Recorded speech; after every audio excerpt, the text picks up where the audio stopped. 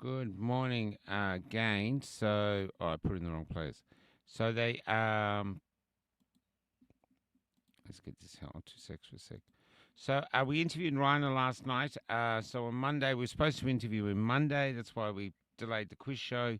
But it didn't happen. Something went wrong with the prison. But then last night we were waiting, and we decided just to record it, and finally it came through. It came through. So we had one phone call, went for quite a while, and then it just cut. And I thought that was it. The prison had cut it, but then he called back, and we continued the interview for a little bit. We were just going to post an audio interview, which you can't really do on here.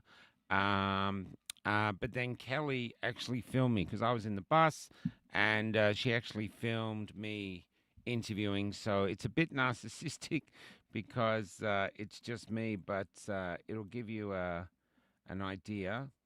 And it's just coming up now.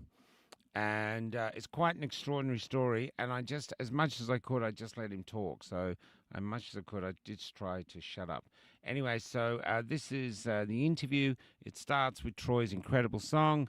And see what you think. We'll do the comments in the back.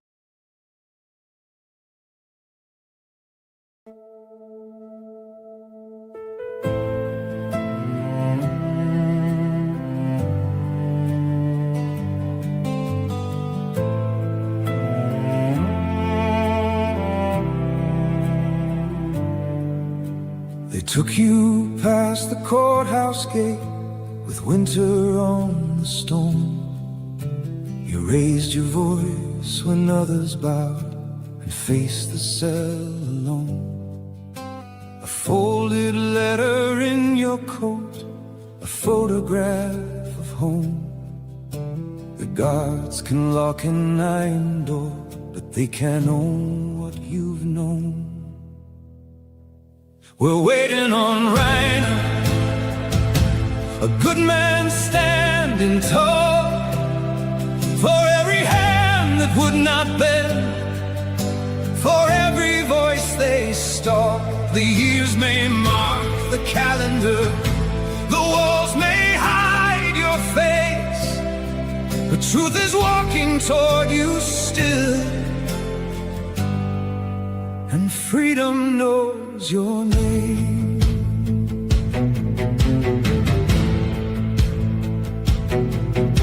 Your mother keeps the kitchen lights until the morning train. Your brother reads the news aloud and says your name again. A little flag beside the sink, a cup you used to hold.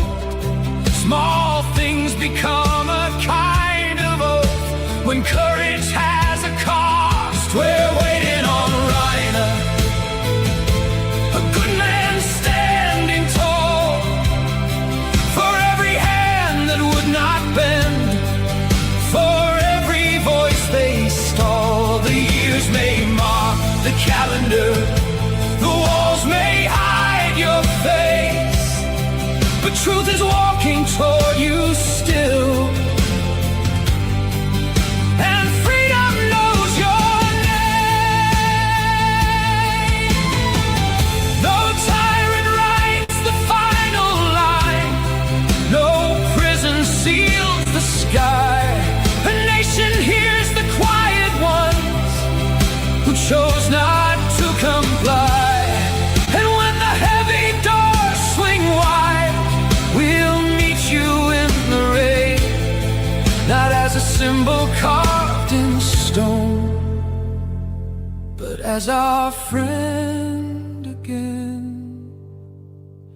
We're waiting on Reiner, a good man standing tall.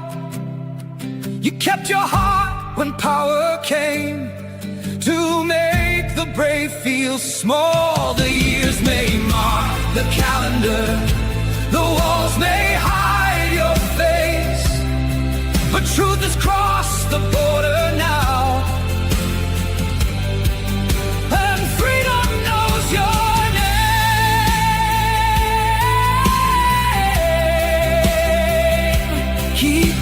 station light on. Keep one place beside the flame. We're waiting on Reiner, and freedom knows your name.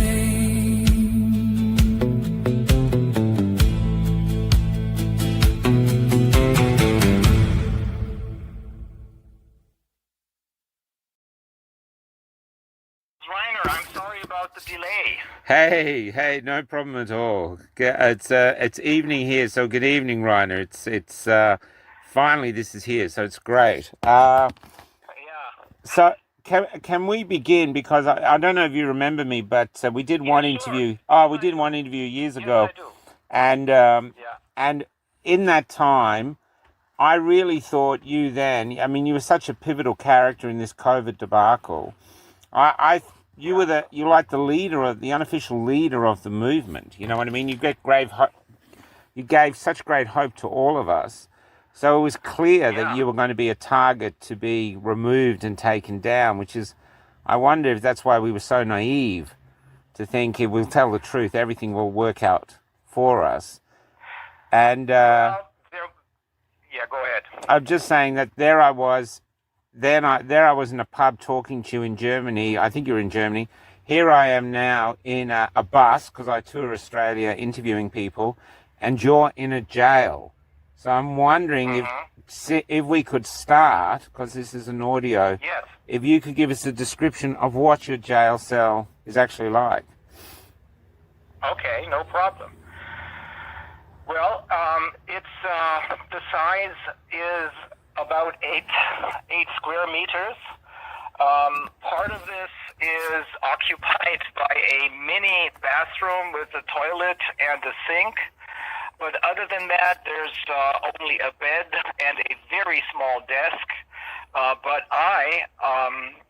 this is different from most of the other inmates. I have an electric typewriter because I'm a lawyer, and of course, I have more or less decided what legal strategy our defense team should go.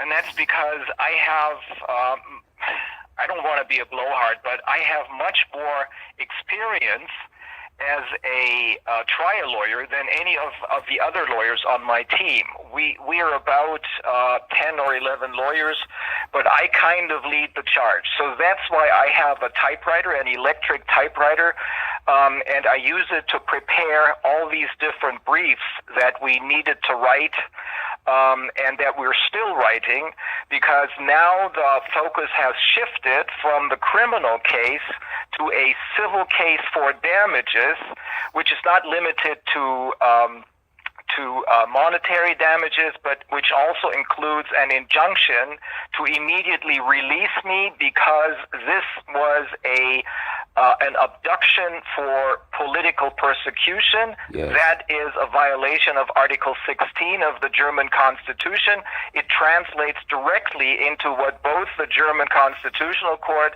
and the Supreme Court call an extreme outlier case,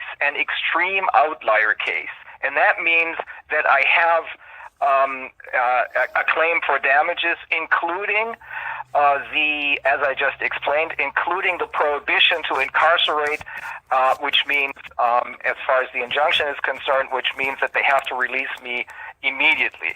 So that much, I think there's nothing else I can tell you about my cell here, though. Yeah, I was, it's despairing to think of you there, because you're a man who's been fighting for freedom, who's defending our freedom when they were taking our freedoms away.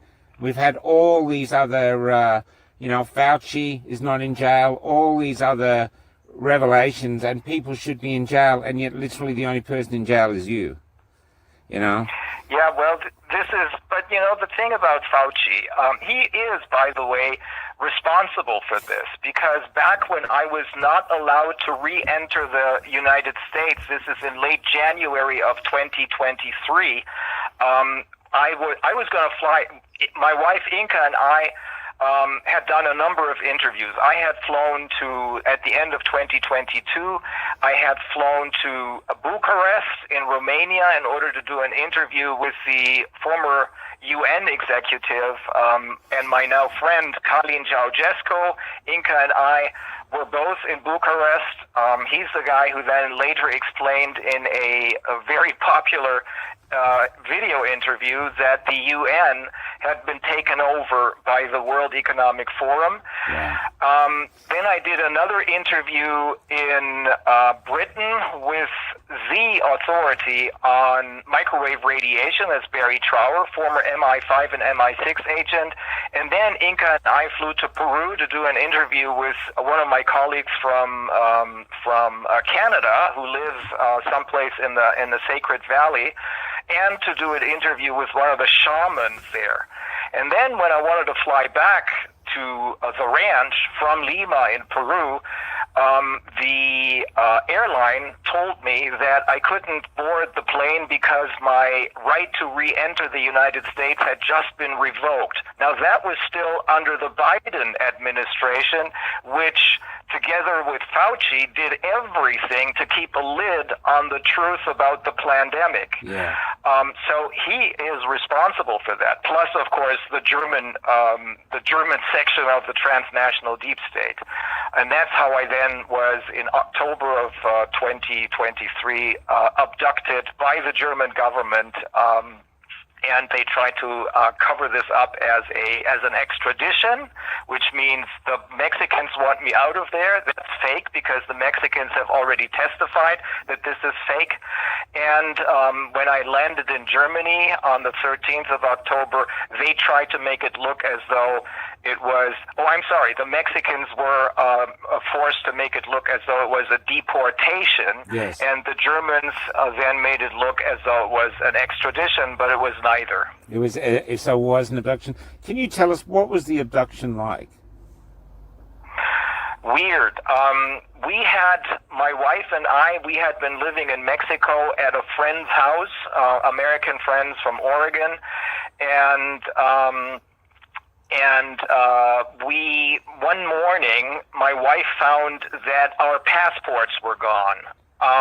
And we couldn't find them. So I wasn't sure, and she wasn't sure, had we maybe misplaced them or had somebody come into the home and stolen them? We still don't know. So I called the German embassy and I told them that we probably needed new passports, but that I had already gone to the local police and explained this to them so that we would be able to, even without our passports, to travel inside Mexico or to any other place. So they said, yes, we're going to give you new passports, but you're going to have to fly to Tijuana. This is in July, I think, June or July of 2023, in order to fill in some forms with the consulate there. And the honorary consul was there, and he actually helped us fill in the forms. Also asked me if I knew a doctor who would be able to get the toxins out of his body, because when he realized who I was, he said, "Oh my God, I may have made a very bad mistake. Can you help me and connect me with a doctor who can get this shit out of me?" So then we flew back because he told us this is going to take about 4 to 6 weeks. Then the new passports will come in and we're going to send them to you. And probably UPS or something, FedEx. And but then when we were back at our home in with the dogs and everything in southern Baja, all of a sudden the passports reappeared. And I called once again. I called the embassy and I said, "Look, I don't need the passports any longer. I'm willing to pay for whatever expenses this may have incurred, but I don't need them anymore." They told me, "Oh, this is too bad because we have already annulled the passports. You're going to have to come and pick up the new ones." And I said, "Why pick them up? Why don't you send them?" Because that's what a consul told me. "Why don't you send them via FedEx or UPS or whatever?" No, you have to do this in person. And this is when a good friend of ours, a German, told us, who also lives there. This is a large community of about 3,000 people, most of them from the United States and Canada. some from Europe. Most of them had fled their countries because of the corona measures. Many of them came with huge motorhomes, had sold everything, and were building themselves new homes right by the Pacific, which is beautiful. So this guy told me, don't do it, Reiner. Don't fly there, because all of this sounds, he's originally from Romania, so he's probably much more in touch with spirituality than we are. So, and I said, nah, we're going to have to do it, because if I don't have a passport, sooner or later, I will get, somebody will do something about it. Yeah. So Inka and I flew to Tijuana in order to pick him up, and right at the airport, she got off the plane first because she was sitting in the front row, and I was sitting at the very back because the plane was overbooked. And right at the airport, just when we got off the plane, we were, both of us, arrested by 5 or 6 armed and uniformed migration officers who were really nice to us, by the way. But they spoke, of course, no German, and hardly any English. And when we kept asking them, why are you doing this? What are you charging me with? They said, we don't know. We can't tell you, but when you reach, we're going to take you to the migration authority, which is about 20 minutes from here. And there's the director of the authority, and he's probably going to be able to tell you. So that's where we were taken. Was a 20-minute drive, full speed, sirens blaring as though we were terrorists or something, because this is what the Germans had told them: make it look as though you're arresting a very dangerous individual. Yeah. So we arrived at the migration authority, and we were then almost welcomed by the director and then what we think is his deputy. They were really, really kind, and they kept apologizing to both of us. We're really sorry to have to do this to you. We don't know what this is about, but we're expecting that somebody's going to tell us.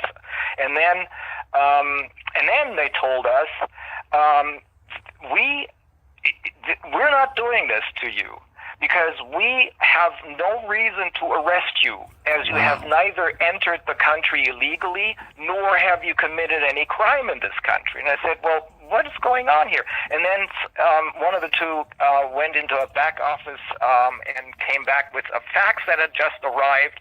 And then they told us, it's the Germans who want you because of your corona investigation work. Yeah. They knew me because one of them had watched some of our shows, some of the Corona Investigative Committee shows and some of the ICIC's shows.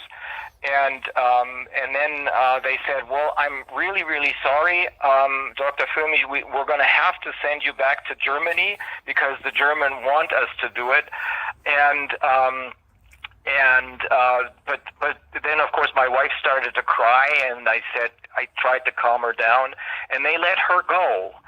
Because obviously she didn't have anything to do with the Corona Investigative Committee's work or ICIC's work, or for that matter, with my work in general. They kept her there.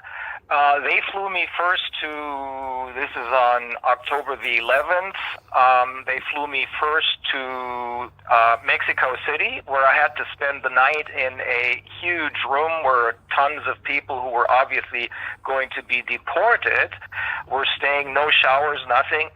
And then the next day, two migration officers who were paid for, as we now know, because it's all in the prosecution's case file, paid for by the German government. So this was a fake extradition. Wow. They accompanied me to Germany. My wife had to spend a night in a prison cell, even though they had nothing on her.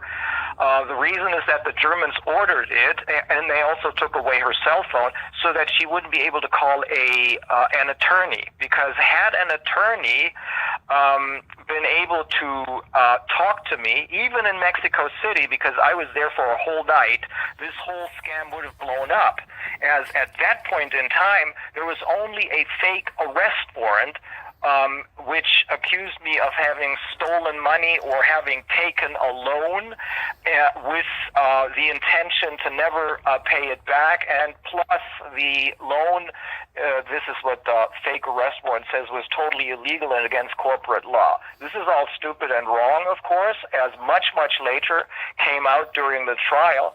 But at that point in time, had somebody, an attorney, been able to help me, and had this attorney been presented with that fake arrest warrant, the whole case would have exploded, and they would have immediately have to let me go. That's why they denied me the right to an attorney, and that's why they didn't want me to get a fair hearing. It's incredible. Look, I have been grokking, and grok is not your friend at the moment, especially in Australia. But yeah, so we hear about the embezzlement charges and stuff like this, which you've just covered. But I asked it, how common is it for Germany to put this much pressure on a foreign government to extradite someone for a crime that even they admit is less than €1 million? They said literally never happens. So, well, the original, it is totally unusual. It has never happened before. Yeah. And even if somebody would have in Germany would have decided to get an extradition proceeding started against me for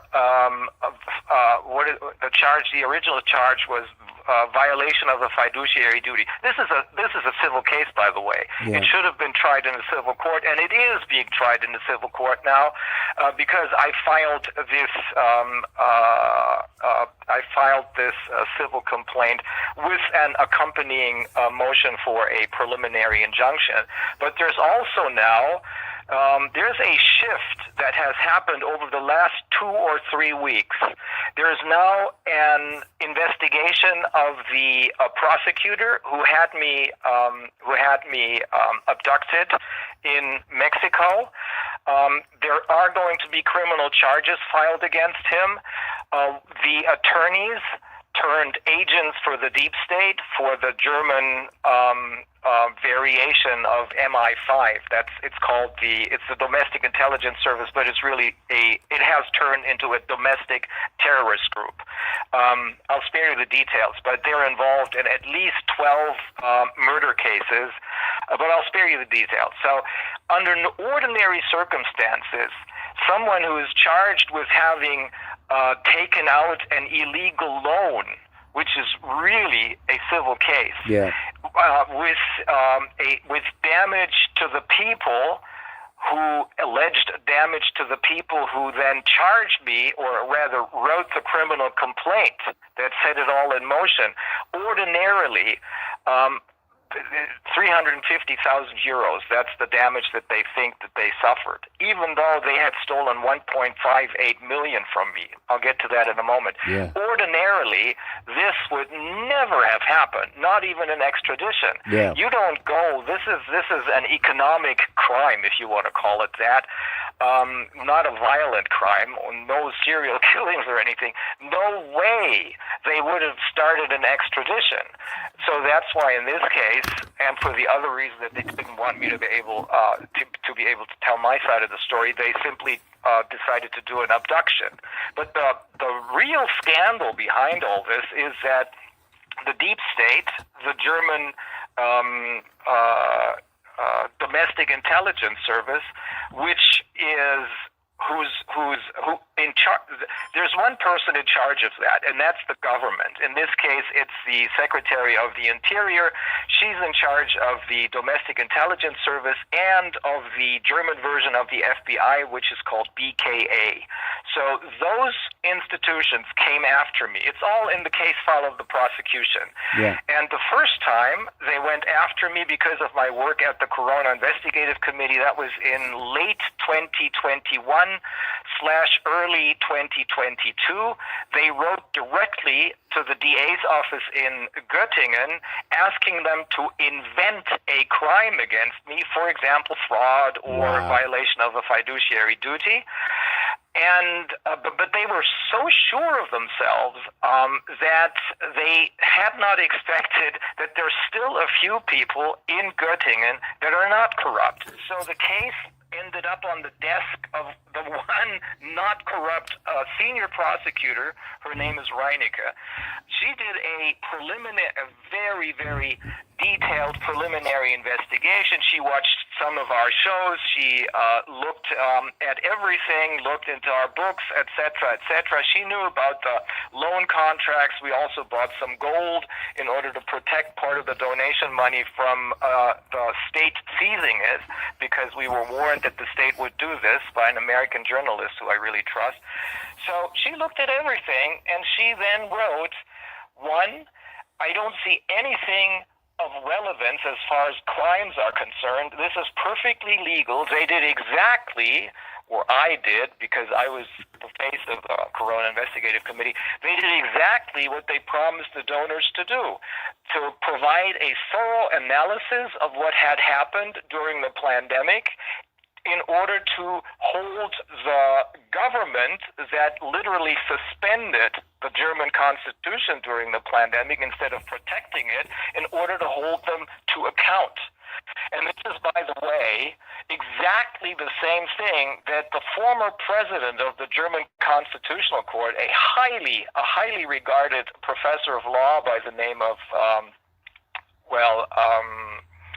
Hans-Jürgen Papier, this is exactly what he has been demanding over and over and over again. He says the German legal system, including the Supreme Court and the Constitutional Court, has failed the Germans during the pandemic because instead of protecting the Constitution, they suspended it. And he's been calling for a thorough legal investigation ever since.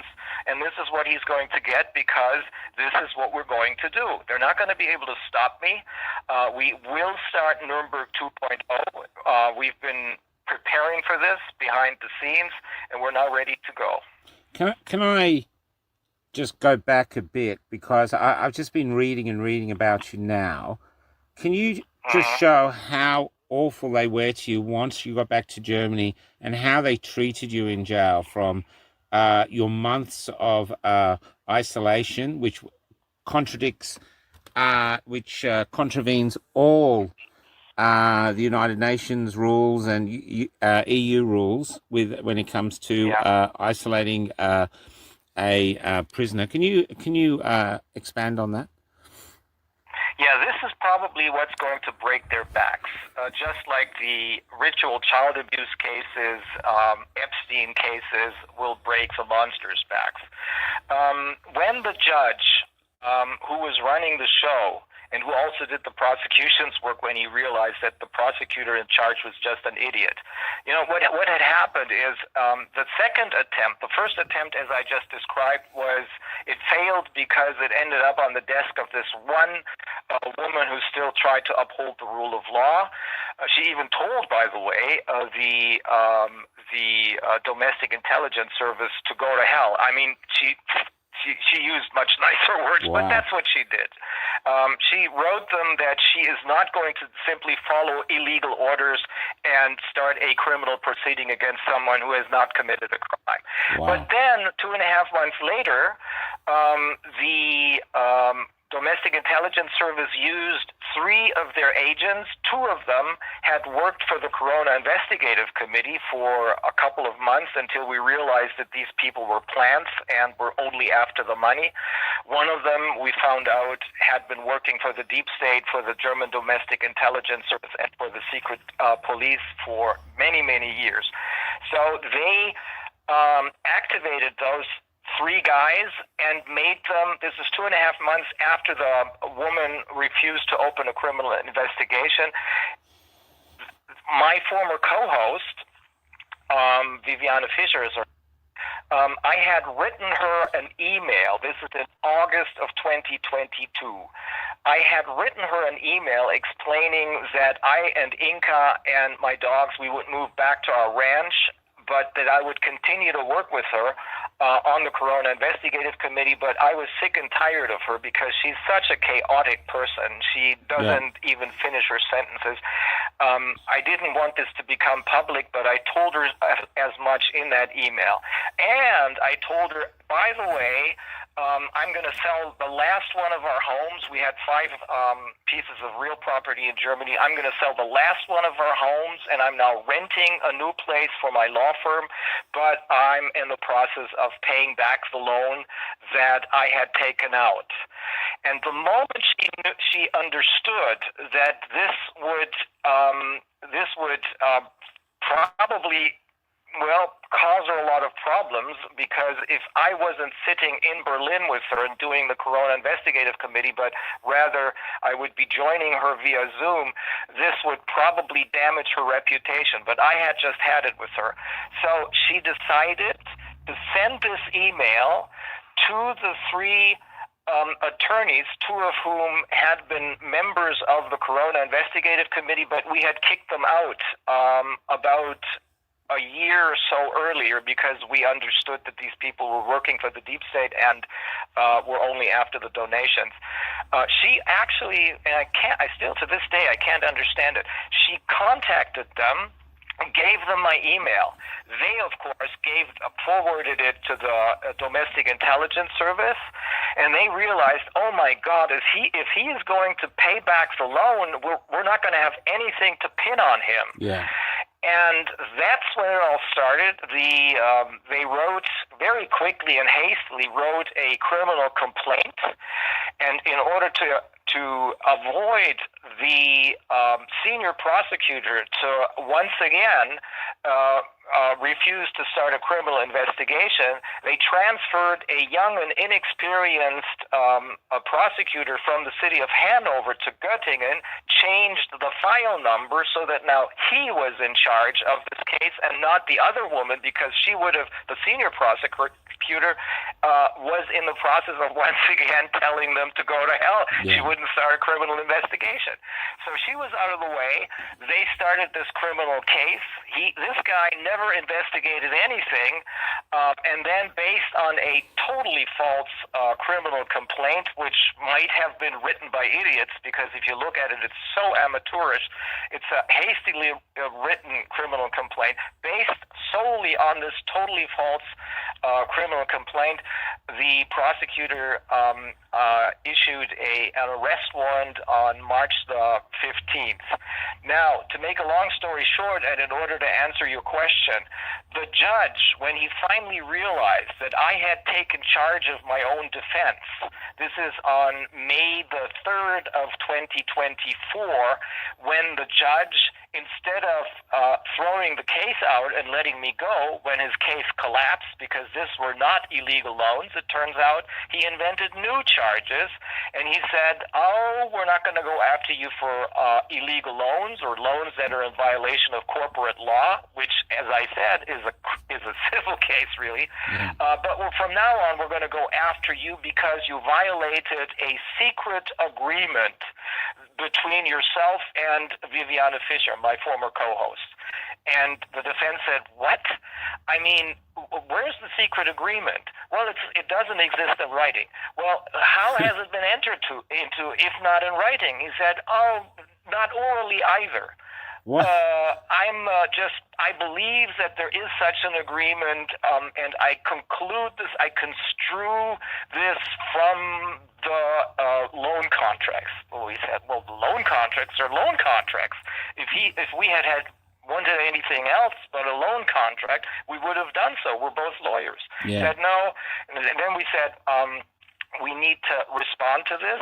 Give us a couple of weeks in order to understand what this is really about, and then we're going to name witnesses in order to refute the new allegation. And he said, no, I think this is it. This has been going on for long enough. I'm going to close the oral arguments, and I'm going to ask you to I'm not going to hear any of the defense's witnesses because I don't need them. This is a scandal in and of itself. And I'm going to ask you to immediately start with your final pleadings. So that's when he realized that from now on, I was taking charge of this because I understood that even though I had good lawyers with me, but most of them were really, really very afraid because they were being threatened. One of the attorneys received anonymous emails, which we now know come from the deep state, from the 3 attorneys who had filed the criminal complaint. He received pictures of his young daughter, which of course meant to him that she was in danger. So that's why I took over. When this guy, the judge, his name is Schindler, when he understood that I was taking over and that I had, again, I don't want to blow my own horn, but I have tried many, many more cases than most of the other attorneys in Germany. Yes. And I have interviewed between 2,500 and 3,000 witnesses over the years. So I took charge of this. He understood that this was dangerous, and that's when what you were referring to happened. He ordered the prison to subject me to what is called to these measures of white torture, which means from I think this is May until late November of 2024, they kept me in solitary confinement. Yes. I was isolated from all of the other prisoners. Even my daily rounds, they call it a free hour, which is when you get to go outside in order to get some sunshine. Usually you do this with all the other prisoners, but I had to do it in isolation. And whenever one of the other prisoners, I had helped many of them with their own motions, with drafts for their attorneys, because many of them had public defenders who didn't really care about their cases. So I wrote drafts for them so that they would be able to tell their attorneys to use this. Many of them supported me, opened their windows, and tried to motivate me by, yelling stuff like, keep going, Reiner, don't give up, we're on your side. Whenever that happened, because this they forbade, whenever this happened between 5 and 10 officers of the special security team would go up there and beat them up. In one case, one of the prisoners almost lost an eye. So that's what they did, kept me in solitary isolation for 6 months.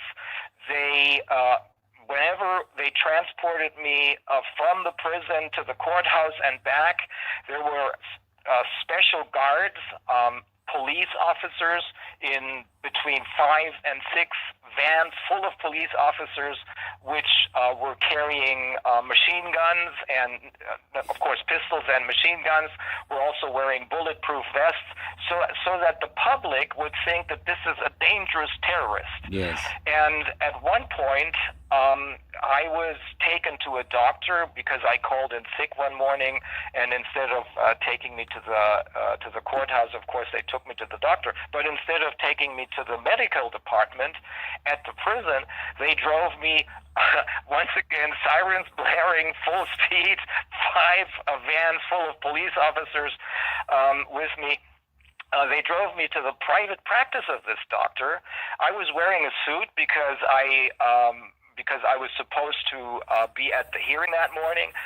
I was handcuffed, shackled, all kinds of chains hanging around me. And the people who were there, the patients, older patients, they looked at me and they couldn't believe it. Their mouths open, they gaped at me, and obviously the image of someone who was wearing a suit and looked like a normal person, didn't have any foam at the edges of his mouth, and people threatening him with pistols and machine guns didn't make any sense to them. And then they took me into the examination room of the doctor, 2 of these people, and then the doctor, who himself is a drug addict and an alcohol addict, he's the one who runs the medical department at the prison. He asked me, what symptoms are you complaining about? And one of the guards was pointing his machine gun at me. Later, however, when I got out of there, he apologized to me and he said, I was following orders, Dr. Fuellmich, but I really really, really hate this. This is not going to happen again. They're going to have to ask someone else to do it. And if you need me as a witness, I will testify for you. Wow. So there were lots of people, even at this concentration camp style prison, which is run by a psychopath who thinks that she is a doctor of psychology. Even there were some correctional officers who were on my side, because if they looked into my file, they could see that obviously this was not a criminal. Yeah. So on top of this, when my sister, who is a nurse, when she told me, look, Reiner, our mother has maybe another 10 or 12 days to live, you should make sure that you're going to be able to see her again. They refused to let me see her. When she died, she passed away. And they also refused to let me participate in her funeral. They placed insane, or let's put it this way, mentally disturbed inmates right next to my cell, in the cell adjacent to mine, that would yell and scream all night long so that I wouldn't be able to prepare for the hearings. When they finally shipped him off into a psychiatric institution, one of the correctional officers told me, Reiner, this has never happened to anyone here before, not even to the most extreme and the most violent inmates. You've got to do something about it. The next thing they did is they placed a very violent and dangerous migrant from one of the African countries, from one of those war-torn countries next to mine. He was not allowed to be out in the hallway or to do his daily round with any of the other prisoners because he was so dangerous. But of course, he was allowed to be out in the hallway when they handed out the food to me. So he attacked me. I was getting ready. I'm not kidding you. I was getting ready to kill him. Yeah, you're in prison. I mean, these are the horrors. But that's when one of the wardens told me, look, Reiner, you're going to have to file a criminal complaint because this is getting totally out of hand. So that's, in a nutshell, what was happening. I mean, it's easy to think that he could be paid a load of money to actually hurt you properly, to even kill you, you know? I'm not saying, I'm just saying that's, you could see that could happen. Can I just ask though, when you were isolated and, you had no phone, you couldn't contact the outside world.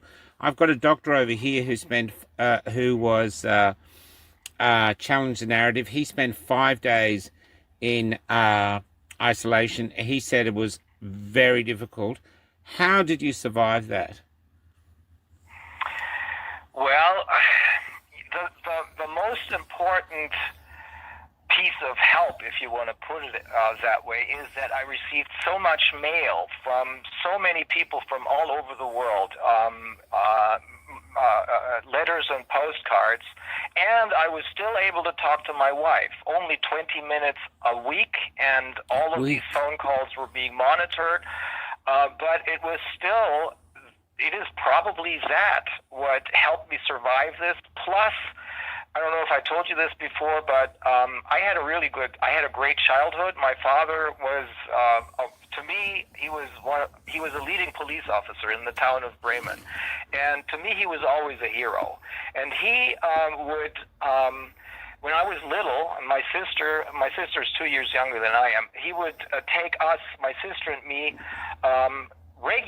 Quite regularly, he would take us on tours of the city of Bremen, which had been totally destroyed during the war.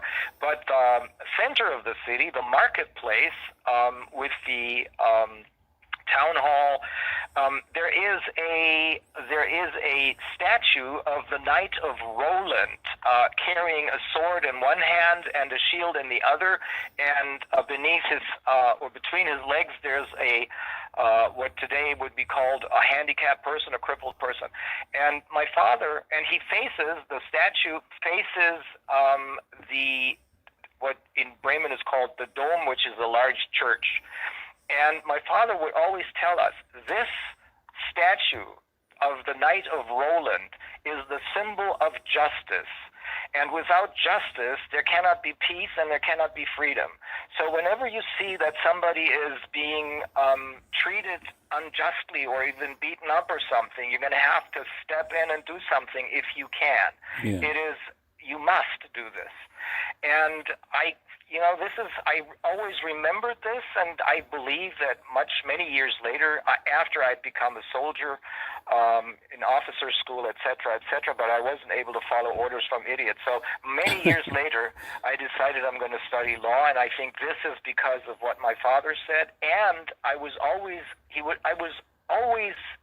could always depend on him. He would always help whenever any of us, my sister, my brother, or I needed any help. He would always help us. And so this is probably a kind of inner core that has either developed over the years or that has always been there. But with the incredible support I was getting from all over the world, plus my wife, who I was able to talk to, even though we couldn't really freely talk because the talks were being monitored. I think this is what made it possible for me to survive this. So they definitely were trying to break you then, because it's your treatment is unprecedented as well, is what I've seen, from what I've seen. Yeah. This guy was trying to break me, obviously, and but it didn't succeed.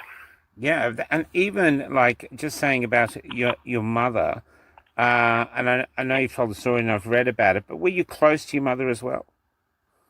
Yes, my mother was she was a very beautiful woman, but she was also a very tough woman because during the war, her father had moved the family from Bremen because the city of Bremen was being bombed out by the Allied powers. And he had moved them to a very small town where my grandmother lived. And they one day, because at the very end of the war, the Americans, and this is exactly where the American forces and the British forces met, but there were still some idiots, some very young idiots, and very old idiots who were trying to show the world and Hitler, of course, that they were so brave that they were going to fight back, both the Americans and the Brits.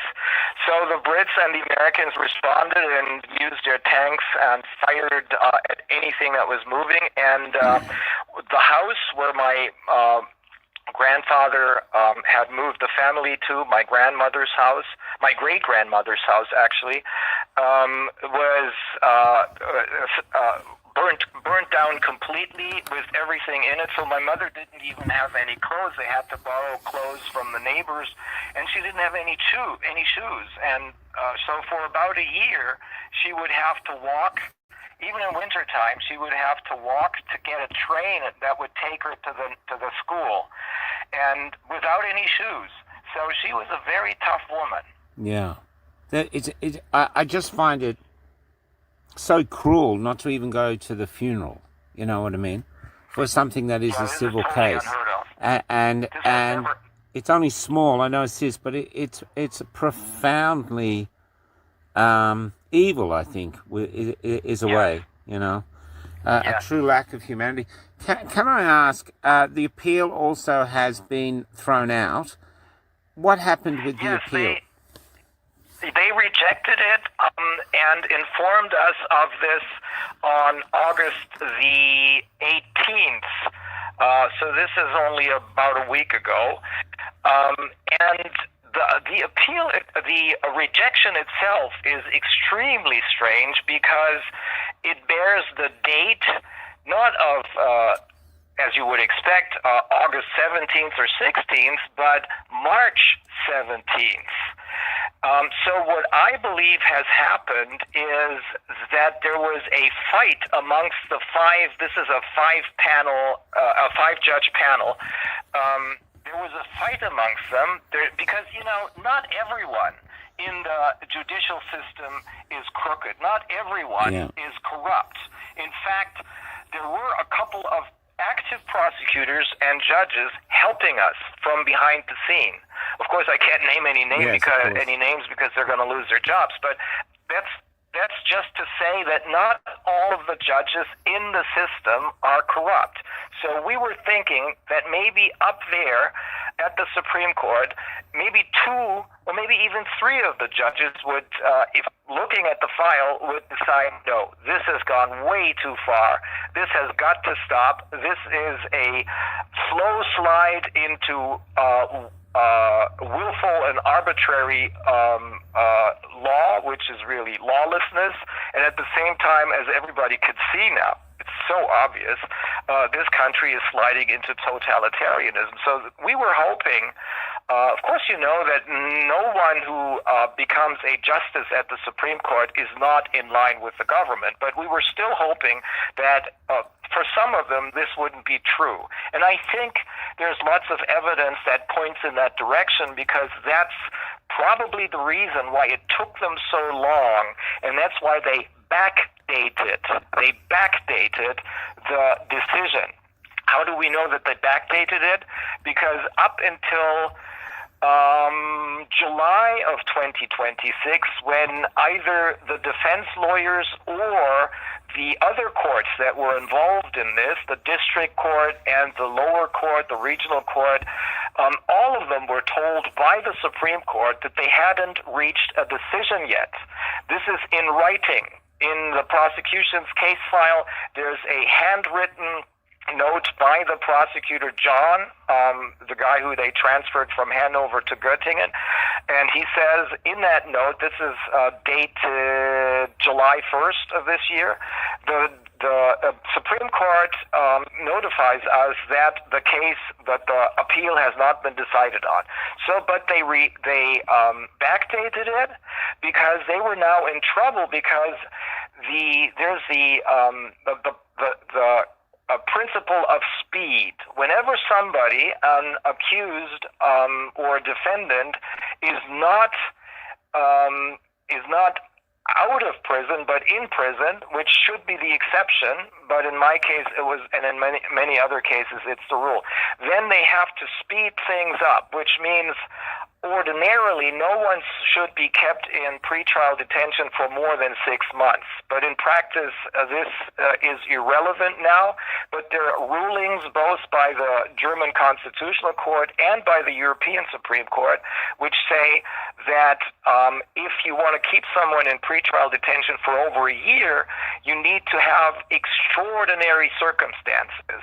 And if you want to keep someone in pretrial detention for over 2 years, it's even worse. It is actually impossible. Now, at the time that I was notified of, or my attorneys were notified of the ruling, which is on August 18th, I had been kept in pretrial detention for over 2 years and 9.5 months. So that's why we believe they backdated it. Yeah. But now they have presented themselves with another problem, because according to the Supreme Court and the Constitutional Court, any ruling must be immediately delivered to the defendant and his defense team. Immediately means within a couple of days. 6 weeks is way too late. Now they have a problem, because if the ruling had really been written on March the 17th, then we now have 5 months between the actual ruling and the time that we were informed about it. One of my attorneys has actually written to the court and wanted them to know what is this about. And they said, oh, look, many others have asked us this, because the public is interested in this case as well. Mm-hmm. But here's the explanation. The sentence, which only says that the appeal is rejected, was written on the 17th of March. But then they needed to think about why they had rejected the appeal, and that took them 5 months. I'm not kidding you. This is what is happening. I just got to clarify that for myself. Fucked up country. I totally clarify. So they made the decision, and then they took 5 months to come up with the reason for why they made the decision. Yes. Wow. And the entire decision, and there's not one word about the appeal. Not one word about all of the mistakes that we listed in. There's 3 or 4 different attorneys who wrote different appellate briefs. Not one word, because obviously, if they have to deal with the fact that this was an abduction for political persecution, which obviously is in violation of Article 16 of the German Constitution, which then constitutes an extreme outlier case, they would have let me go. That there's no other way. Of course, they could have tried to keep this from coming out, and that is exactly what they're doing right now. But there is a mini appeal that we're writing. I really didn't want to waste any energy on it, but we did write this mini appeal. You have to file it within a week, explaining to the court that this is going to, if they don't act on this, and if they do not actually tell us why they rejected our appeal, we're going to file criminal charges against them. But I believe I'm doing this because of the advice of my attorneys, but what I believe what is really going to be crucial is that civil complaint, because this is my home turf. I'm a civil lawyer, and I specialize in tort law. And there's one section, 839 of the German Civil Code. There's one section, and it's the only section in the entire German legal system that explicitly says that no one is above the law, not even judges and prosecutors, and that you can sue them in civil court for damages. In my case, as I said before, it's not just civil damage, monetary damages, but it also includes an injunction or prohibition to incarcerate, which means an injunction to immediately set me free. There's right now, since you're asking about the white torture, there was an expert opinion written on the effects of this white torture, of the devastating trauma that I suffered. This was written in December of 2024. We actually showed it to the court in Göttingen. This is months before they decided to send me to jail for 4 years and 2 months. They ignored it. They didn't care. There were people in the courtroom who were about to physically attack the prosecution. They ignored it. They didn't care. But now there's a very long expert opinion that's going to be written about what this white torture did to me, and we're going to file it with that civil. We're going to amend our civil pleadings, and we're going to file it, and then they won't have a choice. They will have to let me out.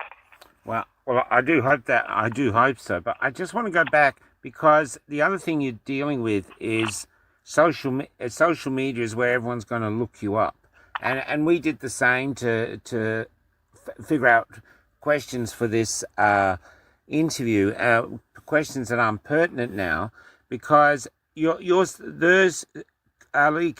is basically saying you just ran off with the money, didn't tell anyone, but you're saying that there were contracts for the loans, which makes much more sense because you're a lawyer, you know?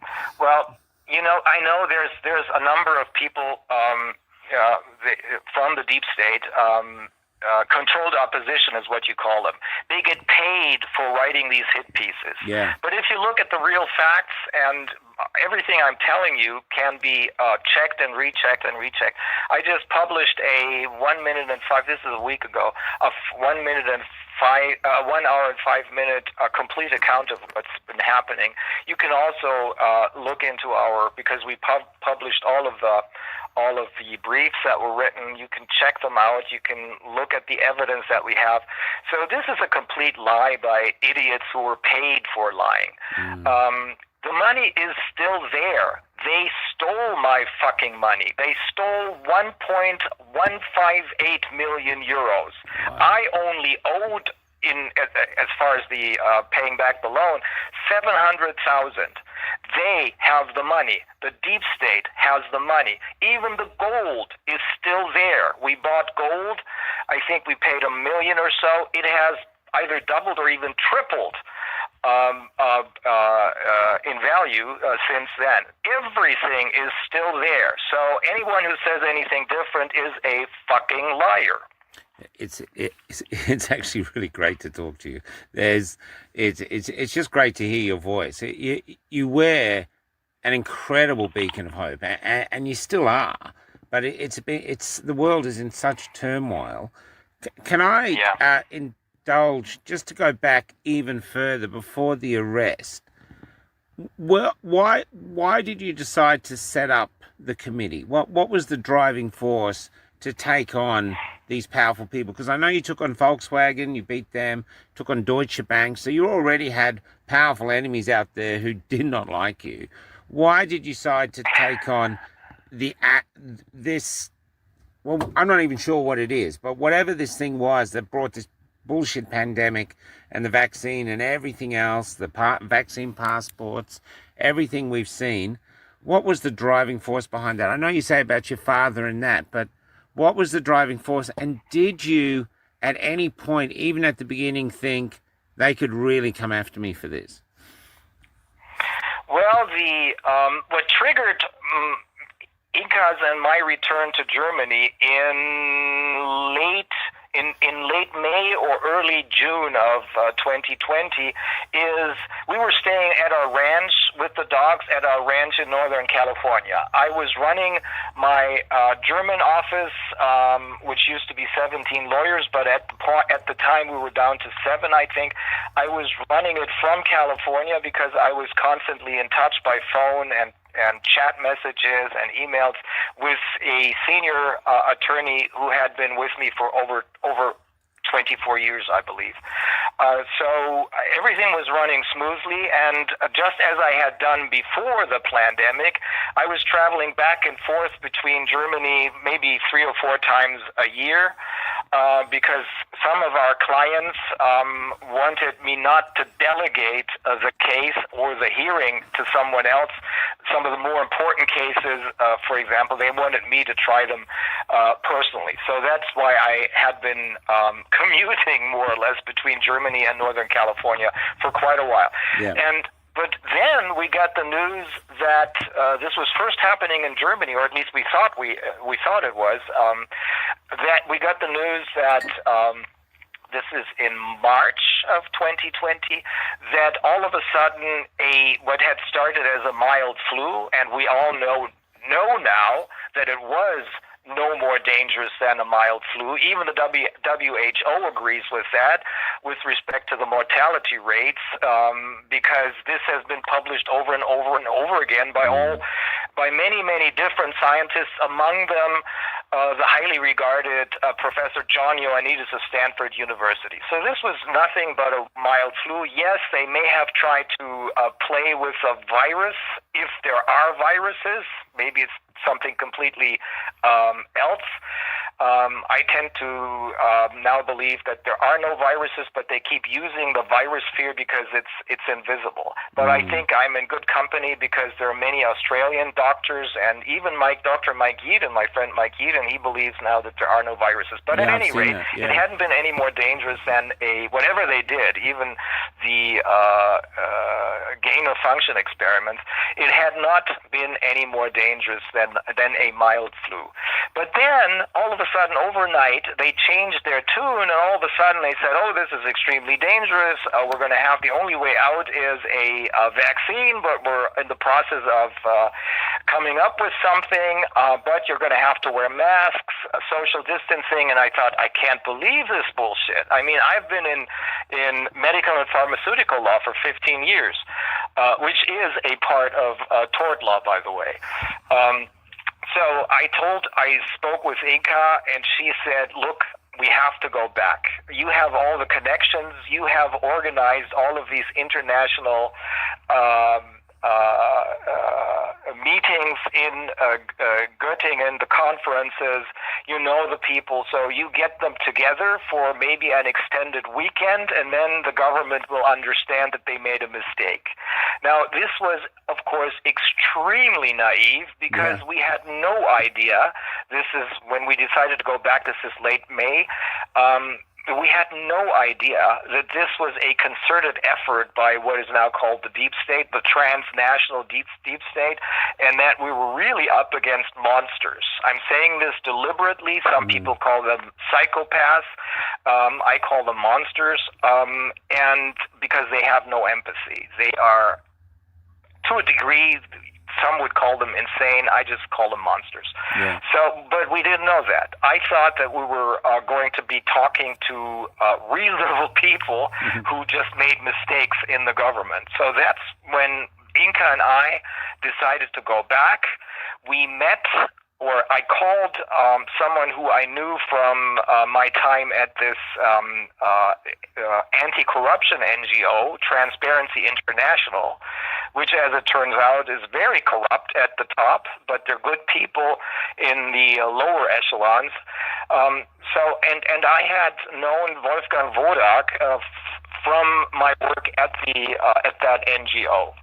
I was the leader of the working group for justice, and I was going to introduce a real law of evidence into the German law, because in Germany there is no real law of evidence. There's not even everybody's used to, when they're watching American law shows, they're always seeing this court reporter in the room. There is no such thing in Germany because it's the judge who either records what's happening or he doesn't, and you only get to see his notes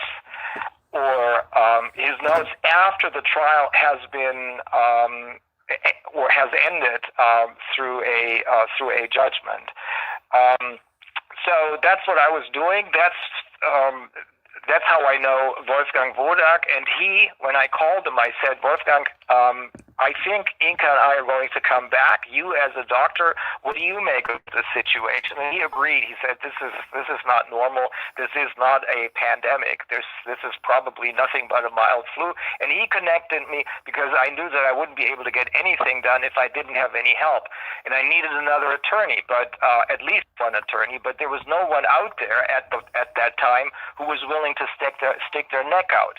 So he connected me with his friend Viviane Fischer, and he said, "Well, she's going to help you, because she has no fear, and I think she had just been very successful with a petition which was signed by 80,000 people or so." So I got in touch with her when I came back. We returned to Germany in early June.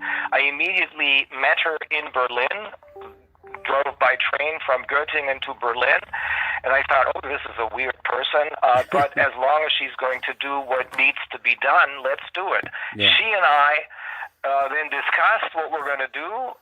Wolfgang suggested I was going to do this international conference over an extended weekend, but both of them said, no, this is not enough. What we're really going to have to do is what the government should do, what the Bundestag should do, and then that is set up an investigative committee, and that's what we did. This is how it all started.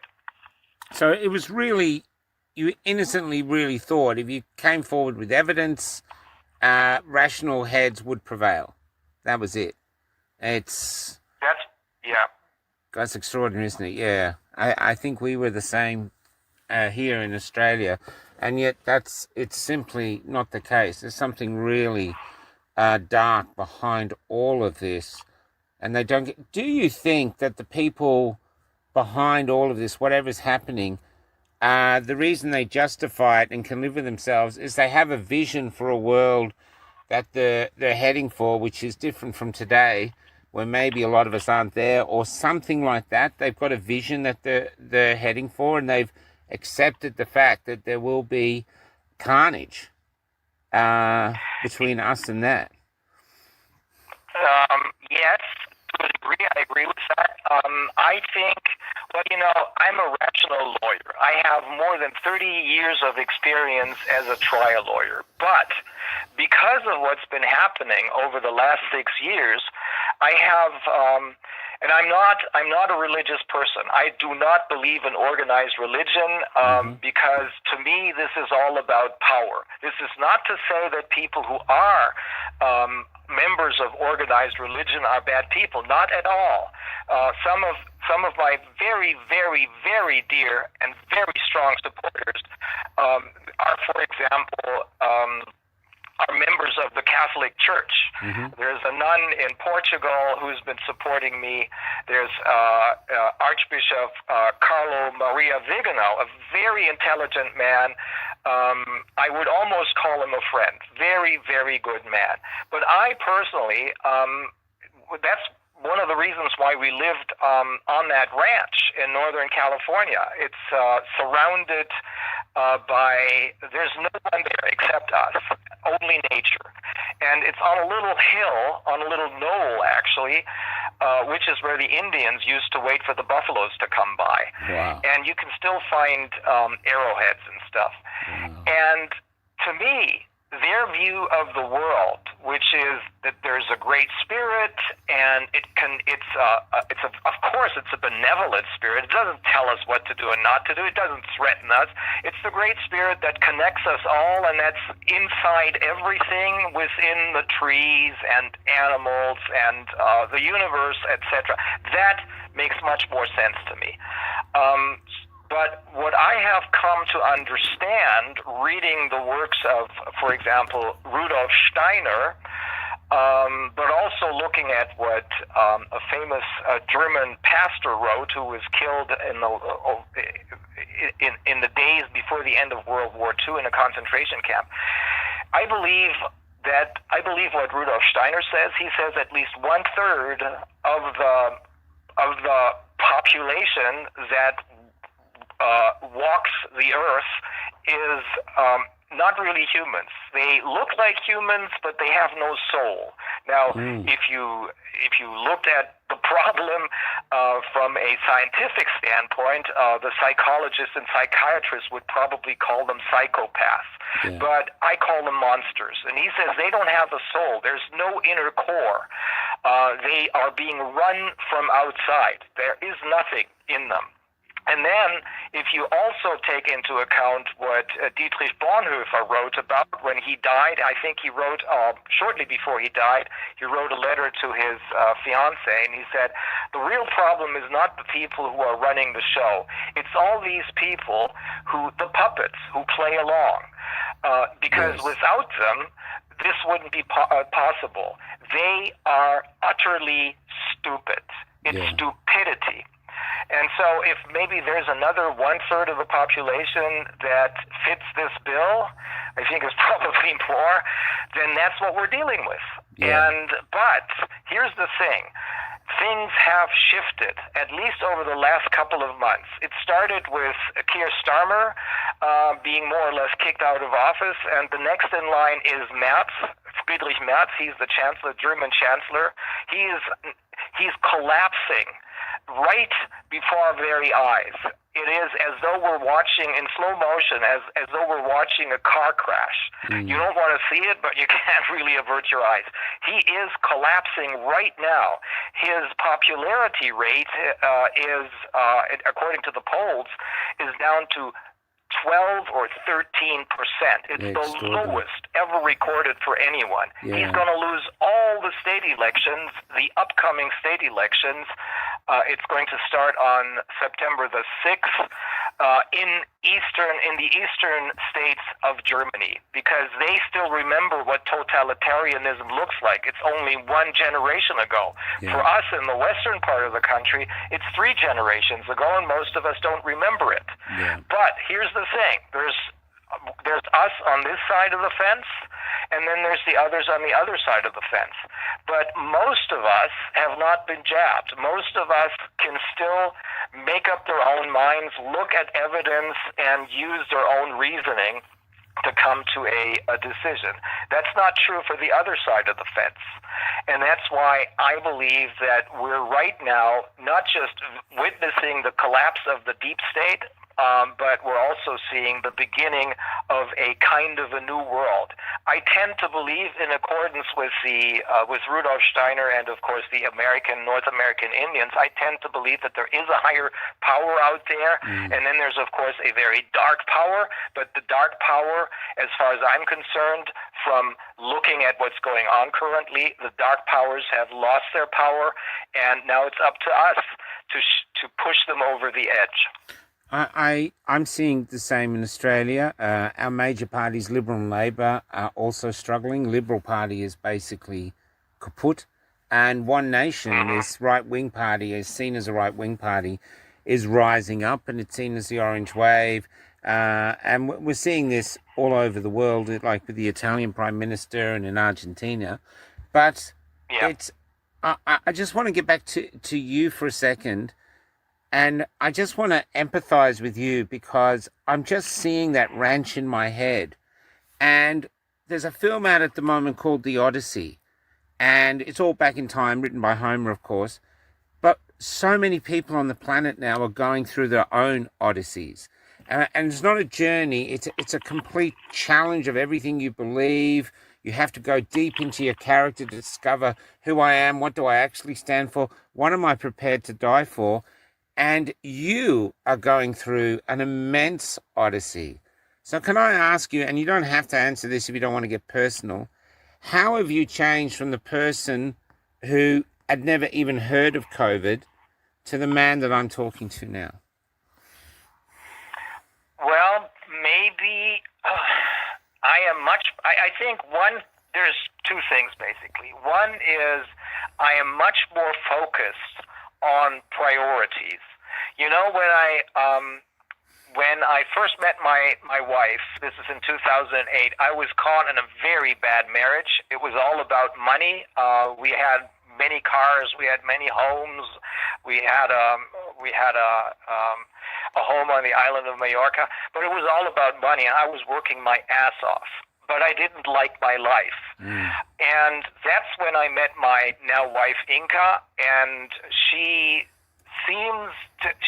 saw something in me which even I had forgotten. And she said, if we're going to be together, you're going to have to get out of that rat race because I want a real life with you. So we're going to have to downsize the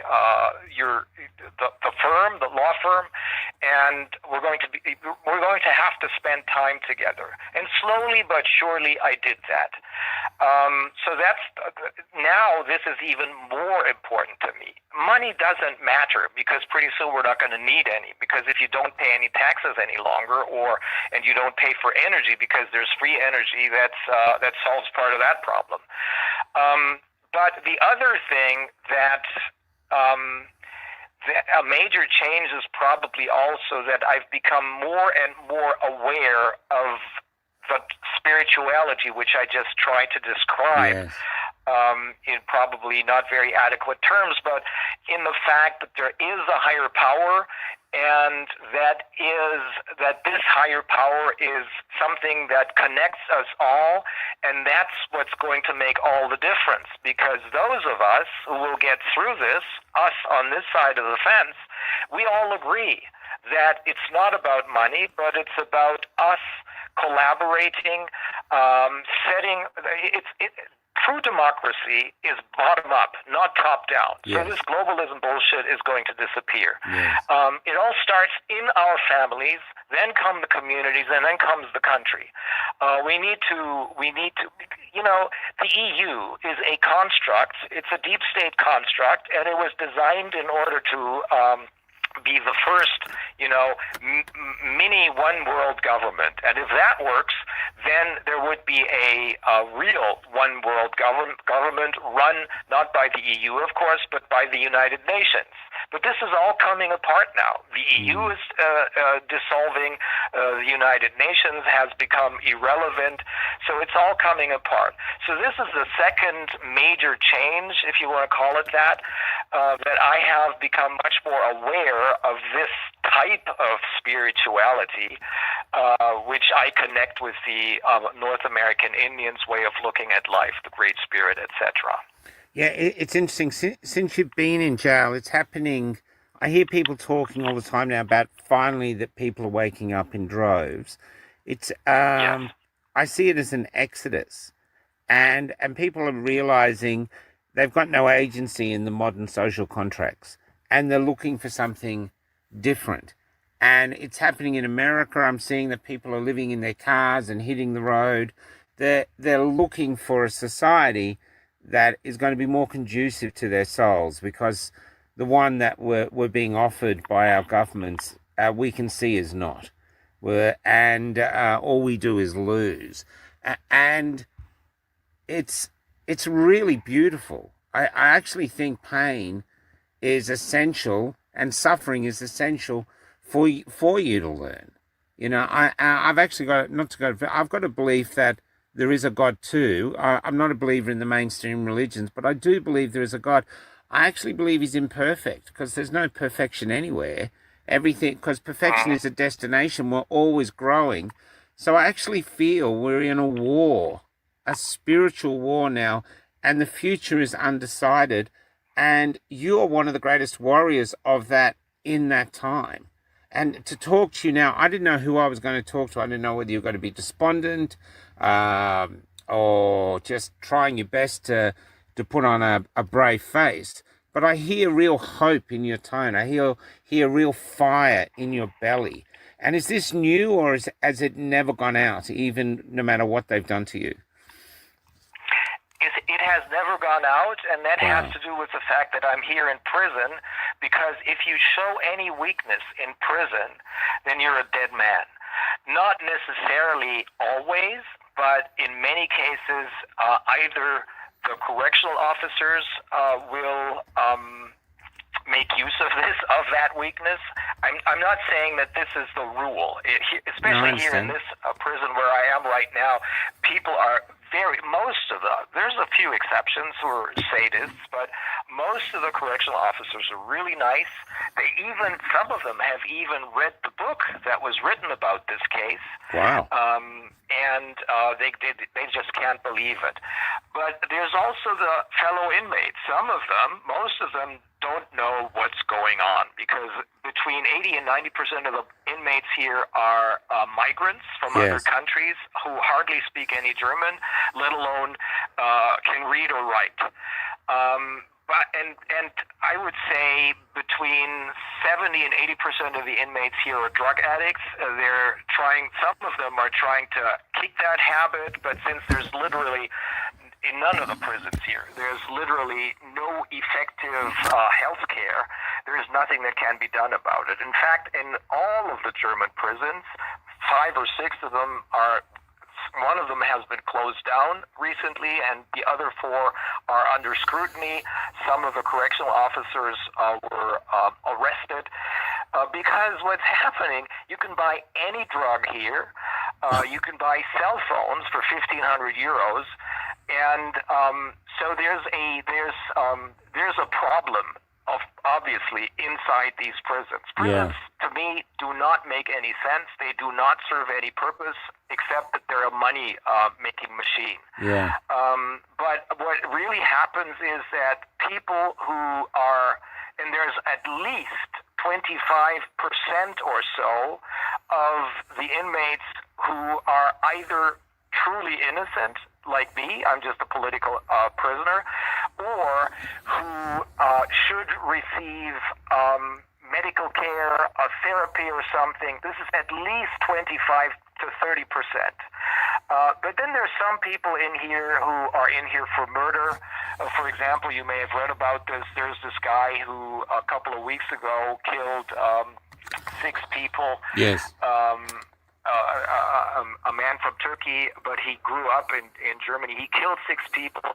Then he stayed here for a couple of weeks, and allegedly he killed himself. We don't believe it. We believe something else happened, because he was going to expose the government of Lower Saxony, which, according to him, is deeply involved with child trafficking, pedophilia. Oh, wow. It's the SPD party. And there's at least one of the major university hospitals, this one in Hanover, that is also involved in this.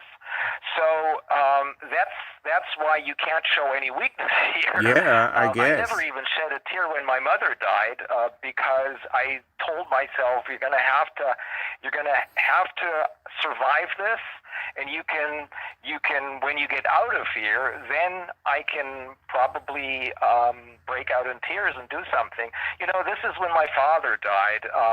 My mother and father were scuba diving at the Great Barrier Reef in 2006, and my father suffered a heart attack. And my mother called me. I was in Germany, of course. I was about to go to court, and she told me about it, and I couldn't believe it. And I refused to believe it for 3 full months. I just kept on working around the clock, and then I collapsed. And of course, I couldn't stop crying. And this is probably what's going to catch up with me, but only when I get out of here, not before that. Yeah, I understand. So you are with the general population now then? Or you're not isolated as much anymore? I'm sorry, I didn't hear that. Are you with the general population now in jails? You're in the general population walking around, or do they still have you isolated? No, this is different. This is, in this prison, I'm free to talk to the other inmates. You are locked up in your cells from 6:30 p.m. until 6 the next morning during the week. And on the weekends, you can sleep in until 8 a.m. And then they open your cells at 6, then you have about an hour for breakfast and showering, etc. Then they lock you up again, and 2 hours later at 9, you get your what is called free hour. This is when you do your rounds in the prison courtyard. Then they lock you up again at 11. They also give you lunch, and they keep you locked up until 4:30. Then they open the cells again. And they leave them open until 6:30. So there is enough time to talk to the fellow prisoners, but I use most of my time. I stay in my cell anyway because I use most of my time to either work for other inmates. Some of the inmates just can't read or write, so I help them with their motions to do this and that, or I write. Oh, it's ended. The call ended then. I didn't press it off. The call just ended. This is him again. Tap, tap. Hello. Michael, this is Reiner again. Yeah, how you going? I just set up the recording thing again. Hold on. Yeah, you dropped out. I called Seba and said, look, we've done the interview. That was great, but I didn't know whether you'd be allowed to call back. No, I can always call back, but it's not. This is probably a technical problem because this internal prison phone company called Telio is so shitty that it is quite normal that it always collapses. Yeah, fantastic. I'm just glad you called back. Listen. Sure. What I'm really interested in is you sound you've got the fire in your belly. You sound very hopeful and determined, which I think is fantastic. But where do you see the hope for us going forward? I've seen you see the rising up. The deep state is collapsing, but there's still a lot of people that are like non-player characters, and we get staggered by that. Is there any sense in you that something great is going to happen? Because we've had so many revelations, and that we thought would see it all come toppling down, and it's there. I know you've talked about the counselor, the German counselor. I can't remember the name. The German leader is, the German leader is in trouble and stuff like this. But where do you see it inside of you? It must be something to keep you going, you know. And I know I've covered this before, but I think prison to most people is such a devastating, almost a horror. It's almost like a living nightmare to be in it, and from here you are, and all you've done is what you've said. You've just done you've just followed your heart, really. You've just done what you think Hmm. you should have done what your father would have. I believe your father would have said, keep going. I see all Yeah. this, but you're such a leader of us now, and I actually feel like I'm speaking to a leader of the movement. And and where do you see the hope of us going forward? Is it all the people rising up? Is it the supporters? Is it finally humanity itself will decide that there's something about being a human that's worth more than just money? Yes, that's it. It is. That's what it's really about humanity. It has nothing to do with money. I have, over the 2 years and 9.5 months or so, I have really and truly come to the conclusion that all this materialism is just a substitute what makes us human. And what makes us human has nothing to do with that materialism. It has to do with, well, I love my wife, for example. She is the love of my life. I've known this for quite a while, or else I wouldn't have married her. But there's also all this support from so many people who don't just, they're not just going through the motions, but in most of these cases, when I look at the letters and stuff, they really mean it. They really are, even though we don't know each other, not in real life at least. I mean, when I'm outside of prison, it almost feels as though they're friends. And that's what makes the difference. That's why I'm saying we need to start over again with an entirely new system. This system cannot be fixed. It is totally broken.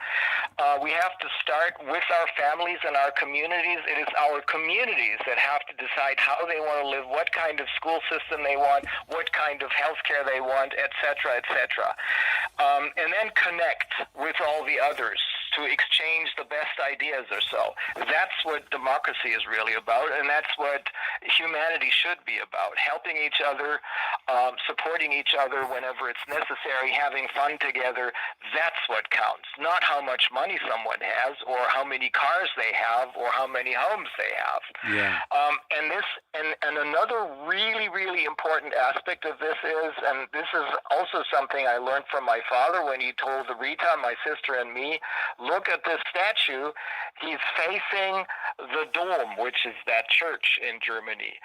We are free Hanseatic people from Bremen, because Bremen is a member of, or was in the 14 and 1500s, it was a member of the Hanseatic League.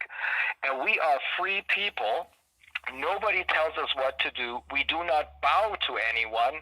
We don't accept any orders, and we do not accept any medals of honor or something, because that would always imply that someone is above us and is so nice and kind and benevolent that he thinks us worthy of this medal. No one is above us. We are our own people. We're ourselves strong enough. We are much stronger than most people probably understand. I don't know if he ever spoke to the American Indians, but at that time, that's what he told us.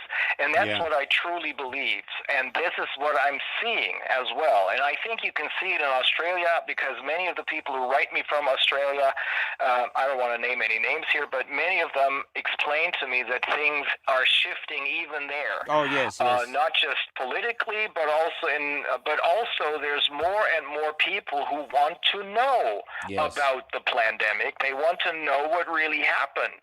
And it is very suspicious. Many people think it is very suspicious that the governments, the deep state governments all over the world are trying to keep a lid on this, on the truth about the pandemic. And why is that? Well, because if they understand what has been done to them, that these people, both the monsters, most of them are behind the scenes, like Bill Gates and others, or Fauci, for that matter. By the way, he started the firing shot for this, because his appearance before the American Senate was such a disaster that people are now even more interested in finding out what really happened. But it would open Pandora's box, because once once the people understand that they've been lied to by the people who tried to kill them, deliberately kill them, they will ask questions about the Ukraine war, about the climate hoax, about 9/11, the Kennedy murders, etc., etc. Yeah, this is what's happening. I think Joe Rogan put it best. Before, since COVID, now he doesn't even know we landed on the moon.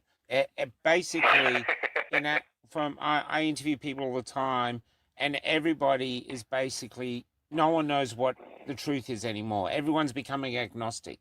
Everything is up for grabs. The young people talk about flat Earth, and everything is up for grabs. What's going on in Australia is the identity of the country itself. We used to think we were just like Paul Hogan in Crocodile Dundee and the soldiers from the First World War, and it turned out that wasn't the case. There's a great comedian over here who said when they first went with the lockdowns, he always thought he'd be someone who would hide Anne Frank. Instead, because he couldn't go to the pub for a beer, he was pointing out Anne Frank. She's over there, and it really challenged him as a character. Who am I? And I think this is what I'm seeing. I'm seeing an exodus of people looking for something better, but realizing we're built to be redeemed. Redemption is a big part of the human journey, and we can all go, okay, we got duped, we got conned. There are real evil forces behind this. Who knows what they're up to? But we can come back, and we can leave a better world to our children. And to do that, we have to talk. We have to identify problems. And do you think that's why they're after free speech, why they won't debate? Is because they realize that once we start talking to each other, once we start identifying the problems, once we realize the power we have, that they don't stand a chance against us. Absolutely. There is no other explanation for that. Yeah, it's extraordinary. Is there anything else you'd like to say to the Australian people while we have you here on the second call? Well, only two things. Never give up, and I promise there will be justice for each and every one of us. There will be justice, because I believe my father was right when he said there cannot be peace and there cannot be freedom without justice. Yeah, I agree with that. Another thing you'd mentioned was that there will be Nuremberg trials, number 2 trials. 2.0. Yeah, because over here, one of our great doctors, Miley Trin, she saved a woman's life with ivermectin while it was still legal, and she's been deregistered because of it, suspended. They're treating her terribly. It's a long persecution. And one of the magistrates said in the court, the Nuremberg laws are no longer pertinent in Australia. He said that in court on this. So the people are asking, who is going to run the Nuremberg trials, do you think, once we reach there? Well, here's the thing. When I was still with the Corona Investigative Committee, after I had finally understood, this is actually in late 2020, I had just interviewed a German professor of microbiology, and she had explained to us that the PCR test has been misused in order to create cases that didn't exist, in order to spread panic among the people. That's when I realized that all of the interviews that we were doing would provide perfect evidence in a civil or criminal trial. Wow. So that's why we decided to do it was not my idea. It was my idea to show the people how it can be done, how we can hold the monsters and their puppets accountable. And it was my friend Anna Garner from New Mexico in the United States who said, why not use the grand jury investigation as a model. And that's why we called what we did. We started this in late 2021, and I think it took us a couple of months or so. That's why we called this a model, because it wasn't real, but we called it a model grand jury investigation. And we used many of the witnesses whom we had interviewed, like Professor Bhakti, Dr. Mike Yeadon, and many others, many famous people, highly regarded, highly renowned scientists, including Vera Sharaf, who's a survivor of the Holocaust, a very good friend of mine. And they testified. We asked the questions. We had real international attorneys from France, the United States, India, everywhere, plus a real judge who was running the show from Portugal, and we had real experts, plus real witnesses who had suffered, for example, whose businesses were destroyed because of the lockdowns, so that Amazon would be able to take over, or others who had suffered very serious harm because of the shots. So this was done back then in order to show the people how it can be done. We're going to do it again. Only this time it's not going to be a model proceeding, but it's going to be real. And it's up to us, the people, to decide what kind of substantive law to use, and we're going to do it just like they did during the original Nuremberg trials. It wasn't just one trial, it was, I think, 13 or 14, right after the war. We're going to use natural law, because everybody understands natural law, because it's only a question of what's right and what's wrong. Yes. And for procedural law, we're going to once again use probably the American grand jury investigation. And this time it's going to be the real thing. And we believe that many millions, maybe even many more than just millions, will be watching this. We have already set up a tool that will make it possible for us to have our viewers, because the general public will be the jury, vote on whether or not this is enough evidence to hold them to account both criminally and civilly.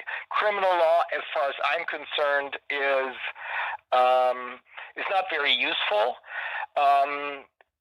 It's civil law, it's civil tort law that evolved from criminal law, because under criminal law, originally it was only somebody was found guilty for having committed theft or something, they would chop off their hands.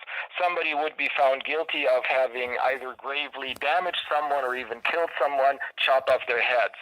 Now that's as though you're using a club, but civil tort law, which evolved from this, is more like a precision instrument that hurts the people, the perpetrator of a crime, or to say it in civil law terms, a tort, where it hurts the most. And it doesn't kill people, it doesn't incarcerate them, but it forces them to pay damages. And what we intend to do is take everything, I mean everything, from those who are responsible. Bill Gates will owe nothing and will be very happy, according to what's this other idiot, what this guy said at the helm of the World Economic Forum. Klaus Schwab. Yeah, that's him. Yeah, I know. I just still can't believe he's in power, or he got to the power he did. Is there anything we, the community, can do? Because over here in Australia, the freedom movement started with gusto. We've gone through infighting and stuff like this, but I think this is natural because people are passionately trying to figure out what to do, and they're getting agitated.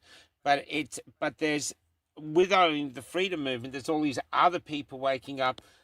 We have major reporters who used to work for MSN have now become podcasters on our side, and we're a bit suspicious of them, but they seem to be legit. Is there anything we can do from your perspective to help in this, to help in turning the tide and making sure the tide remains turned? Yeah, make sure to spread the word, not just about my case and what I'm doing about it, because I hope this is going to be motivating, but also spread the word about all the other cases in Australia, like the woman doctor who you just spoke about. Yeah, Dr. Yes, exactly. Because this is what they don't want to happen. They want to keep a lid on this. Most people from the mainstream media, at least here in Germany, Germany is the most fucked up country in all of Europe, in all of the European Union, that is. Yeah. But most people on the other side of the fence don't even know about my case. Everyone on our side of the fence does know it. But the more people on the other side of the fence understand what's been happening, the greater the chance that at least some of them, even though they may have more or less slept until now, the greater the chance that at least some of them are going to cross over to our side of the fence and help us. Just as I was hoping this would happen at the Supreme Court, but it will happen, I know that, and it is happening because in some of the cases, there's more than 1,000 doctors in this country who only adhere to the Hippocratic Oath and saved their patients from the shots or from having to wear masks, etc., etc. More than 1,000 of these doctors are either incarcerated and or lost their licenses to practice medicine. And then there's the example of the guy you may have heard of him. His name is Jacques Bode. He's a former colonel of the Swiss Army. And all of a sudden he came out and criticized the EU for what they were doing in Ukraine, prolonging the war, getting more people killed, not even thinking about how this war had started. It wasn't the Russians, it was the Ukrainians and NATO, of course.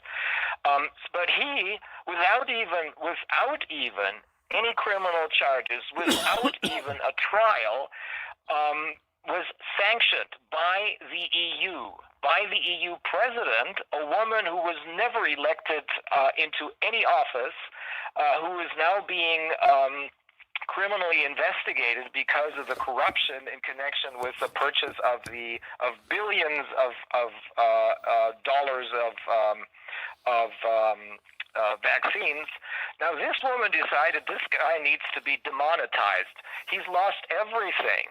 They took away his all of his assets, his income, and anyone who tried to help him by, for example, donating money so that he could buy some food or pay for his rent, was also threatened. He's still surviving, but those are the stories that need to be told to the general public so that they will understand that if they do not stand up and fight, they're going to be dead, either because of transhumanism or because of the totalitarian bullshit that they're trying out on us. Yeah. So if they can put me in jail, they could put anyone in jail. Yeah, well, that's right. That's the shocking thing. I mean, you're such a powerful lawyer. That's why I think stunned us all.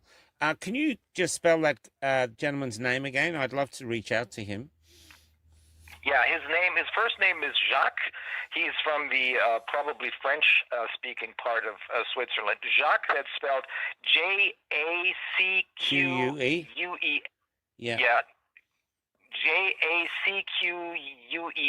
Yeah. And his last name is Bode. That's spelled Baude, if I remember correctly. Okay, I'll try to reach out to him. Yeah, these are the stories. We're hearing it from Canada. We've seen it in Australia. There's ASIO over here has new powers now that they could arrest someone like me. And I'm not allowed to tell anyone I've been arrested. I'm not allowed a lawyer. They could arrest my elderly parents, and and question them for, I can't remember the amount of time, but it's quite extraordinary. Powers that the Stasi would have loved to have had, and now that those powers are here. Bill Gates over here is vaccinating penguins. We have these against the bird flu. We're just, the whole country is mocking or proceeding with it, and so there's an undeclared civil war going on in Australia that seems to be going on in the Western world, between those who want to defend common sense and those who don't. Those who are trying to laminate us with a reality that is not based on any facts. You know, it's just crazy. Men can become women because they got a $78 contract from the government. I mean, it's just the madness that we're facing here, and around us too. Everybody, there's still people dropping dead. Young people, athletes, still are dying in their sleep. It's almost like we're in a death camp, and all we ever hear from the doctors is everyone's baffled. Everyone's baffled. So I don't believe we're there yet, but I do believe that we have a chance. I think we have a real chance if people just say no and stand up for what's right, and basically follow the compass in their souls, which is what I think it's here for. And this is something about you, because I remember when you first started, when you were doing the committee, I was interviewing people here, and I just thought, these guys have it in the bag. These guys are the ones that are going to win this. Reiner is brilliant. They're doing the interviews in the correct way. You know, the rest of us were just ad hoc. And so it has been quite slightly darker in the world after your arrest, if you know what I mean. It was like, whoa. But to hear you now is it's goosebumps, brother. It's to hear your spirit, to hear your fight. Yeah, I didn't know who I was going to talk. I didn't know who I was going to meet. Whether you'd be, you know, broken. And I've seen you do other interviews, but to hear you personally speak like this, you're giving a lot of hope here, and I can't wait to share the interview. I really can't. And even really last glad. night, I'll tell you something profound happened last night. And I don't know if they've shared it with you yet. We actually went live. We're not live now, but we went live last night, and we ended up calling the show Waiting for Reiner because you couldn't get through. And at one point, I said to one of our viewers, I said, who's the songwriter, I said, you should write a song called Waiting for Reiner. By the end of the show, he'd done it. And now it's doing really well on the socials, and people are raving about it. We're going to put videos to it, so we'll probably send it across to see if you could use it for raising funds. But what it is ordinary people. This man works in a service station, and he's inspired enough, even though you didn't turn up, he's inspired enough to join the fight. And that's where I see the hope, Reiner, and that's what you bring out in people, you know? I'm very glad and also honored to hear this. This is really what it's all about. This is, to once again answer your question, it's about humans acting like humans. It's about us, and we have the power because we are the people. We have everything on this side of the fence. The others have nothing, and that's why they envy us, and that's why they're so aggressively trying to kill us.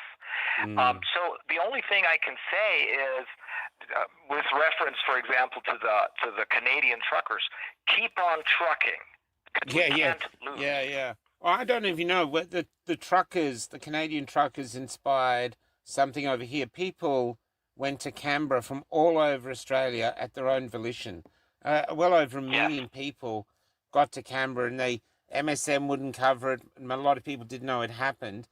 But this is and they came for freedom. They didn't. There's no way MSN and the powerful could have motivated that many Australians to leave their homes, drive the thousands of kilometres to Canberra to get the booster. They came for freedom. And can I ask you now, and probably this is a great place to wrap it up for now, what are your thoughts on freedom? Because I actually often ask people, how would you define freedom? Like a T-shirt, the power of freedom. And a Polish woman who fought in solidarity, she said the best way to describe freedom is leave me the fuck alone. And she was like 80 years old. And I just thought, wow, that's fantastic. But what is your thoughts on freedom? Because you've had it taken away, you're in prison. What are your thoughts on freedom, how important it is, and why we must fight for it, even die for it. That woman is absolutely correct. Leave me the fuck alone sums it all up, because we do not need any laws. All of us know what is right and wrong and what is good and what's evil. There's only one rule, and that's the rule that the Hippocratic Oath describes. Do no harm. Yeah. Anything else is fine. We can do what we want. No one tells us what to do and what not to do. Absolutely no one. Yeah. Yeah, it's lovely. It's a way to go. I'm going to wrap it up there and get this interview up here and get it out everywhere we can. Is there, one more time, is there anything else you could do from the communities in Australia who would like to support you, apart from sharing anything like this? Would you still like letters being written to you and stuff like that? This is, there's nothing else I can ask. As long as you spread the word in order to make as many people as possible aware of what's happening, not just in my case, but also in all the other cases, that's going to do the trick. There's nothing else that needs to be done. Just don't give up, because things are changing. Most of us can see it now. Yeah, I agree. I can see it too. I'm very honored to be actually even talk to you. So it's I'm a bit of a fan. So if I've screwed up the questions, it's because when the first time I met you, just for some humor, we were in a tiny little country town. The towns were all masked up. People were terrified. The country was like it had been overtaken, and the people seemed broken. And suddenly we got a call to say, Reiner Fuellmich will do an interview with you in about an hour. And we had to race around this town that wouldn't let us, none of the shops would let us in because we wouldn't wear masks. And we finally found a tiny little pub that would let us sit in the rear corner of this pub. And a small group of people basically met up there just to hear from you. And so this is in a tiny town you never heard. There was, in the same town, there was a banner on the wall from the crazy people that was saying, Jesus wants you to get the jab. So that's 2,000 years they waited for that message. They had a big banner. This is where we were. It was a really crazy time. But you had a profound effect there before you were even in jail. So, and you've done the same effect now, even where you are. So you've given me great hope, and I can't wait to share the hope with the rest of the community. So I thank you for not giving up. I thank you for leading by example. I can see with the loss of your parents, the loss of your freedom, that they're trying to break you, and the fact that they haven't broken you yet is gives us all strength. I just want to tell you how much I admire your courage.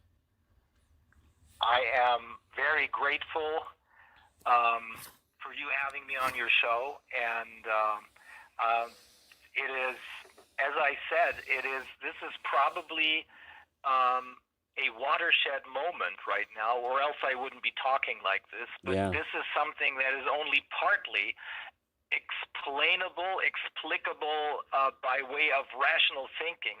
The rest is the more important part of why I am able to do this and why I'm so, upbeat or optimistic, is that there is this spiritual side. It probably doesn't matter if you call it God or the Great Spirit, but there is this force, this good force that is now helping us, and the bad forces have lost all their power. All we have to do is push them over the edge, and this is what's happening now. This is the end for the monsters and their puppets. It's the beginning for us, humanity. So the dawn is here. That last question I'll ask you, I think other podcasters in Australia will probably be wanting to reach out. Are you fine with that? Absolutely. Fantastic, fantastic.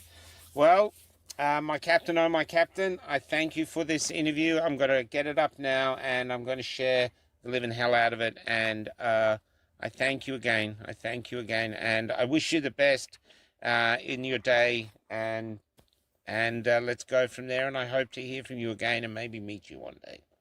Yeah. We'll stay in touch. We'll stay in touch, Michael. Thanks Yeah. again, and thank you, everyone. No worries. Thank you so much. Take care, Reiner. Bye-bye. You too. Bye-bye.